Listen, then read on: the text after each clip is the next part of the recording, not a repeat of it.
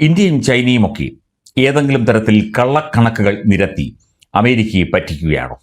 Home അപ്ലയൻസസും kitchen അപ്ലയൻസസും ഒക്കെ വാങ്ങുമ്പോൾ ചെറിയ തവണകളായി തിരിച്ചടയ്ക്കാനുള്ള EMI സ്കീമുകൾ മൈജി ഫ്യൂച്ചറിലുണ്ടല്ലോ.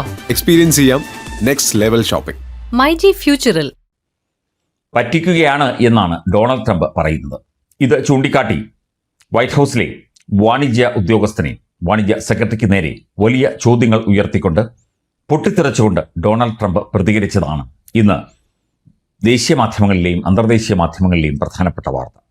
ഇന്ത്യയും ചൈനയും അമേരിക്കയെ പറ്റിക്കുകയാണ്. ചൈന ചിലപ്പോൾ അത് ചെയ്യുമായിരിക്കും, പക്ഷേ ഇന്ത്യ അത് ചെയ്യില്ല എന്ന് ഇന്ത്യൻ വാണിജ്യ മന്ത്രാലയം പ്രതികരിക്കുന്നു. എനിക്ക് നേരെ കള്ളക്കണക്കുമായി വരരുത്. ഇന്ത്യയും ചൈനയും നമ്മളെ എത്രത്തോളം പറ്റിക്കുന്നുണ്ട് എന്നതിൻ്റെ യഥാർത്ഥ വിവരങ്ങൾ ആരും എനിക്ക് തരുന്നില്ല. നയതന്ത്ര ചർച്ചകളുടെ മറവിലും ഇന്ത്യയുടെ നികുതി നയങ്ങളോട് അമേരിക്കൻ പ്രസിഡന്റ് ഡൊണാൾഡ് ട്രംപിനുള്ള കടുത്ത വിരോധവും വൈറ്റ് ഹൗസിനുള്ളിൽ നാടകീയ രംഗങ്ങളും ഒടുവിൽ മാധ്യമങ്ങളിൽ വാർത്തയാകുന്നു. ട്രംപും അദ്ദേഹത്തിന്റെ വാണിജ്യ സെക്രട്ടറി ഹവാർഡ് ലുട്നിക്കും തമ്മിൽ ഇന്ത്യയെ ചൊല്ലി അല്ലെങ്കിൽ ഇന്ത്യയുടെ നികുതി നിരക്കുകളെ ചൊല്ലി വൈറ്റ് ഹൗസിൽ വെച്ച് രൂക്ഷമായ വാഗ്വാദമുണ്ടായി എന്നാണ് പുതിയ വെളിപ്പെടുത്തൽ പുറത്തുവരുന്നത്. പ്രമുഖ മാധ്യമ പ്രവർത്തകരായ മാഗി ഹേബർമാൻ, ജുദാനൻ സ്വാൻ എന്നിവർ സംയുക്തമായി എഴുതിയ regime change inside the imperial presidency of Donald Trump എന്ന പുതിയ പുസ്തകത്തിലാണ് ഭരണകൂടത്തിന്റെ അന്തഃപുരങ്ങളിൽ നടക്കുന്ന ഈ തർക്കങ്ങളുടെ ഞെട്ടിക്കുന്ന വിവരങ്ങൾ പുറത്തുവരുന്നത്. അമേരിക്കൻ ട്രേഡ് റെപ്രസെന്റേറ്റീവ് രേഖപ്പെടുത്തിയിട്ടുള്ള ഔദ്യോഗിക കണക്കുകളേക്കാൾ വളരെ ഉയർന്ന നികുതിയാണ് ഇന്ത്യ അമേരിക്കൻ ഉൽപ്പന്നങ്ങൾക്ക് മേൽ ചുമത്തുന്നത് എന്ന് ട്രംപ് ഉറച്ച് വിശ്വസിച്ചിരുന്നു.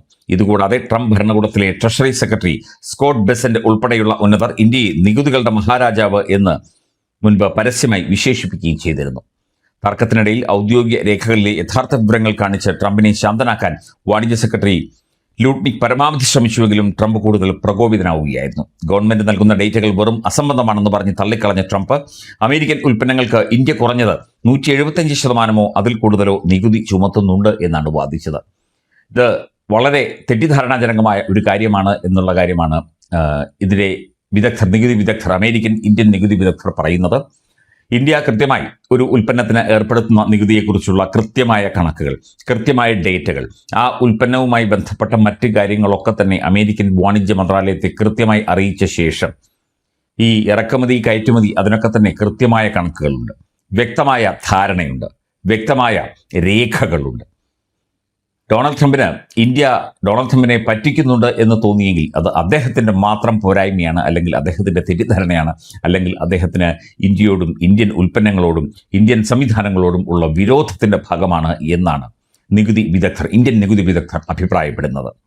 ഒരു തരത്തിലും ഇന്ത്യ അത്തരത്തിൽ ഒരു നികുതി കള്ളക്കണക്കോ തട്ടിപ്പോ അമേരിക്കയുമായിട്ട് ഒരു രാജ്യവുമായിട്ട് നടത്തിയിട്ടുമില്ല, നടത്താൻ പറ്റുന്നുമില്ല, അല്ലെങ്കിൽ നടത്താൻ പറ്റുകയുമില്ല. ഇത് കുട്ടിക്കളിയല്ല. ഇത് നഴ്സറി കുട്ടികൾക്ക് എന്തെങ്കിലും വാങ്ങിക്കൊടുക്കുന്നത് പോലെ പറഞ്ഞു പറ്റിച്ച് ചെയ്യുന്നൊരു കാര്യമല്ല. രണ്ട് രാജ്യങ്ങൾ തമ്മിലുള്ള കാലങ്ങളായുള്ള ബന്ധമാണ്, വാണിജ്യ സംവിധാനമാണ്. അത് കൃത്യമായി അറിയിച്ചുകൊണ്ട് തന്നെ, കൃത്യമായി പറഞ്ഞുകൊണ്ട് തന്നെ, കണക്കുകൾ രേഖപ്പെടുത്തിക്കൊണ്ട് തന്നെയാണ് ഈ പരിപാടികളൊക്കെ തന്നെ ഇവിടെ കാലങ്ങളായി നടക്കുന്നത്. അത് അമേരിക്കൻ വാണിജ്യ സെക്രട്ടറി തെറ്റായ വിവരങ്ങൾ നൽകി എന്ന് ട്രംപിന് തോന്നാൻ കാരണം വാണിജ്യ സെക്രട്ടറിയോട് അദ്ദേഹത്തിനുള്ള വിരോധമായിരിക്കാം എന്നും വിലയിരുത്തപ്പെടുന്നു. കിടന്ന് ബഹളം കൂട്ടിയിട്ടോ ഒച്ച വെച്ചിട്ടോ ഇന്ത്യയും ചൈനയും തങ്ങളെ പറ്റിക്കുകയാണ് എന്ന് പറഞ്ഞിട്ടോ കാര്യമില്ല. ചൈനയ്ക്കും പറ്റിക്കാൻ പറ്റും എന്ന് തോന്നുന്നില്ല. വലിയ വാഗ്വാദങ്ങൾ വൈറ്റ് ഹൗസിൽ ഉണ്ടായ കഥയാണ് ഈ പുസ്തകത്തിൽ രേഖപ്പെടുത്തുന്നത്. വൈറ്റ് ഹൗസിനുള്ളിൽ പലപ്പോഴായി ഇത്തരത്തിലുള്ള ധാരാളം തർക്ക വിഷയങ്ങൾ, ബഹളം ഒക്കെ തന്നെ ഉണ്ടാകാറുണ്ട്. അതൊന്നും സാധാരണ ജനങ്ങൾ അറിയാറില്ല. ട്രംപ് പ്രസിഡന്റായി ചുമതലയേറ്റതിൽ പിന്നെ അത്തരം ബഹളങ്ങളുടെ എണ്ണം പൊതുവെ കൂടുതലാണ്. ഇന്ത്യ എന്ന രാജ്യം ഒരു തരത്തിലും ആരെയും പറ്റിക്കില്ല, ആരെയും ചതിക്കില്ല, ആരെയും വഞ്ചിക്കില്ല. ഏത് മേഖലയിലായാലും സുതാര്യമായ, സ്തുത്യർഹമായ നികുതി സംവിധാനങ്ങളും ഇറക്കുമതി കയറ്റുമറക്ക് സംവിധാനങ്ങളും ഒക്കെ തന്നെയാണ് ഇന്ത്യ മുമ്പോട്ട് വയ്ക്കുന്നത് എന്നുള്ള കാര്യം ട്രംപിന് പിന്നീട് മനസ്സിലായി കാണുമായിരിക്കും. എന്തൊക്കെയായാലും പിന്നീട് അതേക്കുറിച്ചുള്ള വാർത്തകളോ അപ്ഡേറ്റുകളോ വന്നില്ല. ഈ പുസ്തകത്തിൽ ആണ് ഇത് രേഖപ്പെടുത്തിയിരിക്കുന്നത്.